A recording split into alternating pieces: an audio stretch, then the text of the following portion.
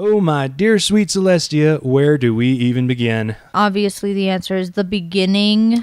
As it usually is. But first, a disclaimer. We are going to be spoiling the hell out of this episode as we discuss it. We are probably going to do that for every episode we review. So if you have not seen Season 4, Episode 1 and 2, Princess Twilight Sparkle, Parts 1 and 2, seriously stop watching this video. So, I think, starting at the very beginning of the episode, it must be said that Twilight Sparkle is utterly adorkable to a level that she has not been thus far, and stays adorkable pretty much for the entirety of the first episode. From another point of view, she should just learn to fly already. Well, she just got her wings. Whatever. I mean, it's been at least a couple of days. I thought it was really cool how every single time she took off or landed in episode 1, she screws it up. It is awkward. She has not yet mastered the simple basics of flying. I think that is really cool because it ties into the fact that she is still adjusting to the concept of being a princess. Also, I thought it was really neat how right off the bat, as soon as Celestia and Luna are kidnapped, when she's addressing the guards, they're straight saying, hey, Celestia and Luna are gone. Cadence is thousands of miles away. You are in charge now. What are you going to do? And she handles that pretty well. In addition to that, when they are talking to her, you see that she has that moment of, I don't know what I'm supposed to do. Why are you talking to me? Mentality before she then steps up and takes charge. I do think it was very awesome and very important that they showed us the past. They showed us Luna and her transformation into Nightmare Moon. And then they showed us the actual first defeat of Discord. And being able to see that was very important to our understanding of Luna and Celestia. Actually showing us what happened 1,000 years ago. The fact that they are actually answering these questions that we have had for 3 seasons now of how everything actually played out, and really delving into the characters of Celestia and Luna and what they went through 1,000 years ago. They start with Nightmare Moon taking over Luna. That was something that we knew from the animatics from the San Diego Comic-Con. But when they came back to the real world and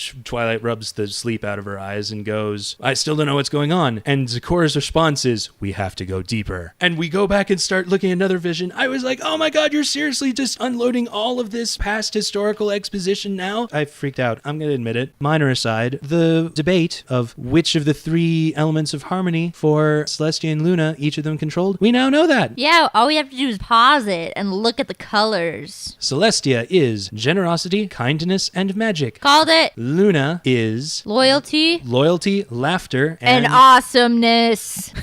I'll allow it. So honesty, loyalty, and laughter, which is really crazy when you consider the fact that it was Luna that turned into Nightmare Moon, which sort of undoes all 3 of those. Gets a corruption of each of them in turn. Well, except the laughter. She sort of has the mad cackle down pat. But honesty and loyalty, I mean, the ultimate betrayal, which is interesting because it sort of ties in with the concept of corruption is a really huge thing in Equestria. A twisting of somebody's core self is sort of what the main antagonists throughout this series have been up to in some way or another. One thing that kind of annoyed me throughout the entire episode, if one of my friends became suddenly a princess, royalty, something like that, my reaction would not be, oh, you're different now. I would just be like, cool, can you hook me up with some stuff? I'm poor. I mean... Okay, fair enough. It kind of bugged me that they did that, the 5. Well, I think it was pretty much just Applejack and Rarity that were making a point of treating her differently. Maybe not AJ. I sort of got the impression that when she's all Princess Twilight, it was sort of with a wink and a nudge. But Rarity, I detected even maybe a note of jealousy with the way that she's all... Why do you protest so? You've already given up wearing your crown all the time. The least you can do is embrace your new title. Live my dream, damn it! Further along in the story, when they're in the Everfree Forest, it's Applejack who instigates Twilight being sent back. Okay, in that particular case, it's huge that they, 1, played that card, and 2... all agreed to it? Yeah, they went with it. You should not be here because, again, Celestia and Luna are gone, and if you die, Equestria is screwed. Seriously, you're too important to be here, go home. I'm amazed that they stuck to their guns and actually made that how everything played out instead of having the lesson be learned right there. No, I'm going to to stay and whatnot. That's probably one of the most important conversations that has transpired in the entire series. At the same time, that bit kind of bothered me too. Why would you send away the one person who has the most knowledge of the phenomenon that is occurring and is a alicorn, so magical powers beyond that of the 5 combined? But they address that. Each one of the 5 in turn addresses an aspect of what you just said. Princess Celestia and Princess Luna are gone. If something happened to you, I just don't think Equestria can risk losing another princess. Applejack does make a valid point. Even if we manage to save the Tree of Harmony, it won't necessarily mean Princess Celestia and Princess Luna will return. Equestria will need some pony to lead in their absence. Huge tree, cutie marks on the trunk, probably being attacked by something hideously awful. Yeah, I'm pretty sure we'll know it when we see it. It is probably for the best. It's concern. The reason they send her away is because they were legitimately concerned for their friend's well-being, but they're also concerned for Equestria in general. It is now bigger than just the 6 of them. I think it's cool that they addressed the fact that Twilight is now seriously important. It's not just about her. And yes, it was kind of foolish of them to break up the band, especially with the fact that they probably needed the elements of harmony forever they were going to be facing, and they didn't really think that through. But still, it was amazing that they did that, and it sets up the opportunity for Discord to be simultaneously a total jerk and a total mentor. Like, hey, you're kind of being a dumbass. Let me point that out to you in the most mocking way possible and send you back on your merry way to die or fix everything. I still haven't been able to figure out whether Discord had an agenda and what that agenda was, if he did have one. I understand, but they could have figured out a different lesson, because it's like you make the super genius with the machine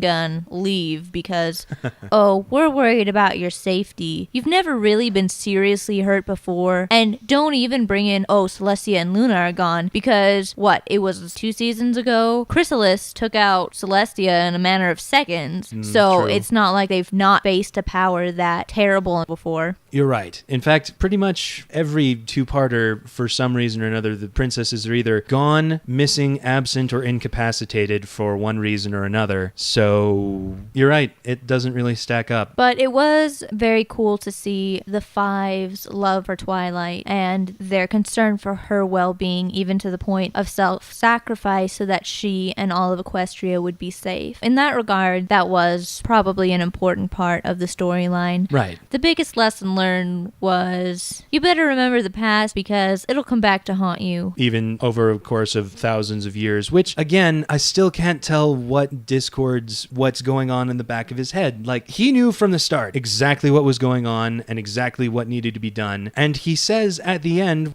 "And rob you of a valuable lesson about being princess? What kind of friend do you think I am?"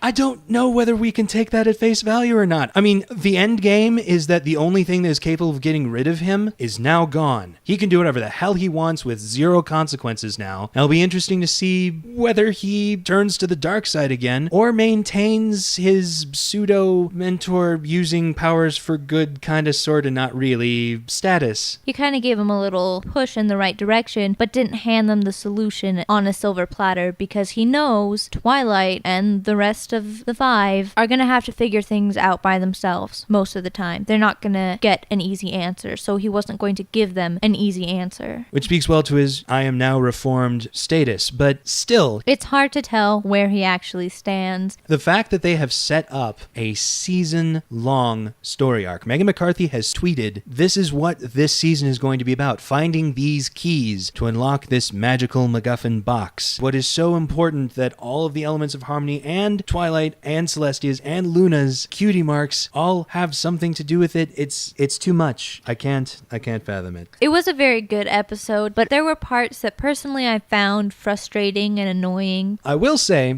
at the very, very beginning, there was something that bugged me. When Rarity is looking out a window and goes, Something strange about the sky. and then shrugs and casually dismisses it, I think that level of chaos going on outside your window warrants a little bit more. Rarity has seen enough crap up to this point that she should recognize impending doom when it literally knocks on her door. But there you have it. She's seen enough. Oh, what? That You think your argument is that she has become so completely jaded that it just doesn't affect her anymore? Well, that and stuff is happening constantly. I mean, from Pinkie Pie by multiplying herself to the, what are those little fluff balls called again? Oh, the Parasprites. To Yeah, the I forgot about them. Parasprites. No, I mean, you're right. There's been plenty of random things. I do like how they handled how Rarity starts taking it seriously. The fact that it is affecting her sister is what makes Rarity start paying attention. I like that they're tying in the fact that Rarity and her sister, Sweetie Belle, have become closer. I thought it was a nice touch. In aggregate, I have very little negative to say about the episode. It was pure awesome from start to finish. Aside from minor nitpicks here and there, it was an incredible story. It is setting up a season-long story arc, which is something I have wanted them to do from the start, and I was really, really pleased to see just how far this series has come. It is obvious that they are really stepping up their game this time around, and I cannot wait to see how everything's going to play out over the coming season.